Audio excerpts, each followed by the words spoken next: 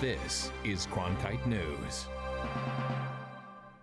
Welcome to this Cronkite News Update. I'm Lauren Michaels. Here's a look at the top stories we're tracking today at noon.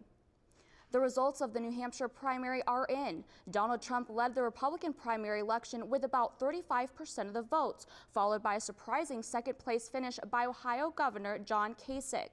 Bernie Sanders dominated the vote for the Democrats, ranking in about 60% of votes. Voters set a New Hampshire primary record with more than 550,000 ballots collected. House Speaker Paul Ryan spoke this morning about the large turnout. They are turning out in record numbers on both sides of the aisle. So I think people are just really upset about the fact that they think the country's headed in the wrong direction. They think their kids are going to be worse off. And so they are excited about candidates who are talking about a whole range of issues. So look, I see this turnout as a good thing. I see this country ready for a big change. Now the candidates are looking ahead to their next challenge. On February 20th, the Democrats will face off at the Nevada Caucus, while the Republicans head to the South Carolina primary.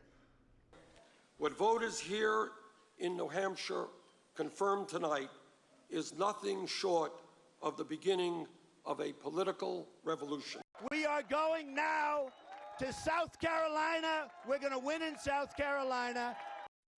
On March 22nd, Arizona will have its own election determining which candidates to nominate for president.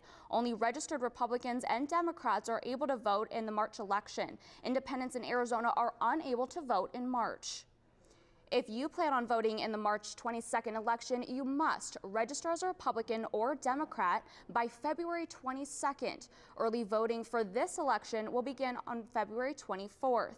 Independent voters cannot cast their vote for president until August. Tonight at 5, Cronkite News will look into what this means for voter participation in Arizona.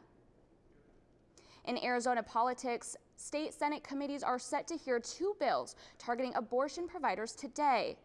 Senate Bill 1415 makes it illegal to sell or transfer human fetus or embryo for research. The bill was promoted after undercover videos surfaced of Planned Parenthood medical staff discussing the sale of fetal tissue. Senate Bill 1485 makes it illegal for state employees using payroll deductions to donate to abortion providers.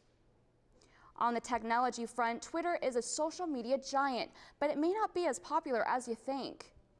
The company's shares fell to a record low ahead of today's quarterly earnings report. Twitter has lost more than half of its value since CEO Jack Dorsey took over in July.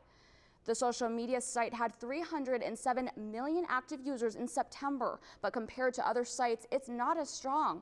The company announced a new timeline feature today that would help users catch up on the best tweets from the people that they follow. Here's a look at what's coming up tonight at 5 on Arizona PBS.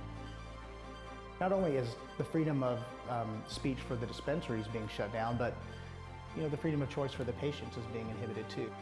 Another social media site update that has some local business owners talking why Facebook is banning marijuana dispensary pages. I'm here in downtown Tucson, where the Tucson Police Department recently received a grant to make a task force combating human trafficking. What I found after talking to people is that trafficking in Arizona is more common than you may think. That's it for this Cronkite update. For top Arizona stories anytime, go to cronkitenews.azpbs.org.